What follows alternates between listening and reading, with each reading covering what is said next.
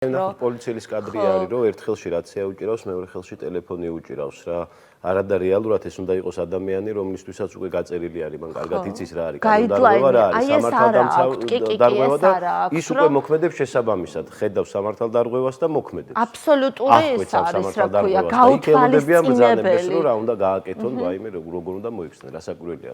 საღამოშვიდობისა, თავისუფლება და სოლიდარობა, ზეამაღლობელს თავისუფლება და სოლიდარობა, სინდისის ყველა პატიმარს ერთი წელი გავიდა, რაც მათე საპრობილეში არის, ესენი, რა ვიცი რა ვთქვათ, რა არის ლოგიკური გაგრძელება, ხო, ლოგიკური დასასრული არის გამარჯვება. გარდაუვალი არის. და რეჟიმაც იცის ეს, რომ გარდაუვლად ეს პროცესი მიდის გამარჯვებამდე. დეტალის თავი დავანებოთ რა, რატო იცი, მე მგონი ეს რეჟიმის ერთ-ერთი ტაქტიკური ხრიკი არის, რომ ბევრი გამაღიზიანებელი უნდა შექმნას, რომ შენ საერთო სურათიდან გადაერთო აი ამ გამაღიზიანებლებზე და სადღაც დეტალებში ჩაგიყვანოს და იქ დეტალებში აუცილებლად გაიჭედები. ლოგიკური დასასრული არის გამარჯვება რატო? ბუნებრივი პროცესს გავდივართ, რა სახელმწიფოებრიობის ბუნებრივ პროცესს გავდივართ.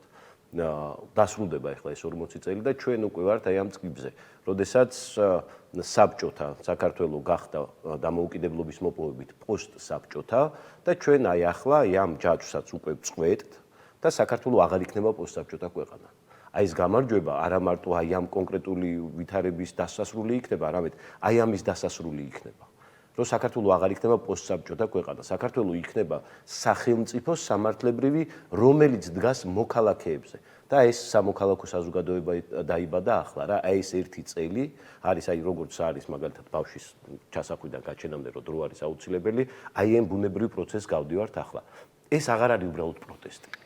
ჩვენ პროტესტი გქონდა მაშინ, როდესაც 28 ნოემბერს ადამიანი გამოვიდა, თქვა რომ აღარ მივდივარ იქ და აღარ ვაპირებ იმას, რაც თქვენ ყველას გინდათო და ის იყო პროტესტის დასაწყისი.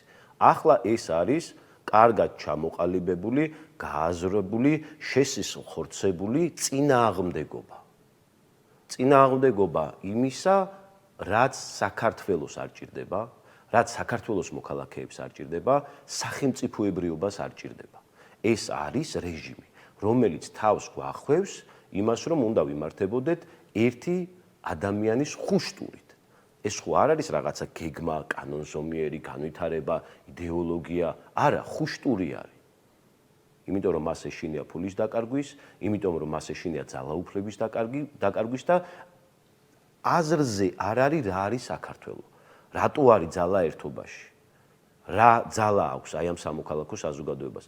ეს ერთწლიანი წინააღმდეგობა კიდე რასაკვირველია, იზრდება და იზრდება.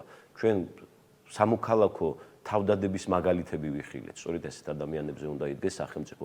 რაც არ უნდა იყოს და ვინც არ უნდა იყოს, როდესაც იგი მიიღებს გადაწყვეტილებას, რომელიც არ სჭირდება საქართველოს, ეს ხალხი გამოვა გარეთ. ბატონო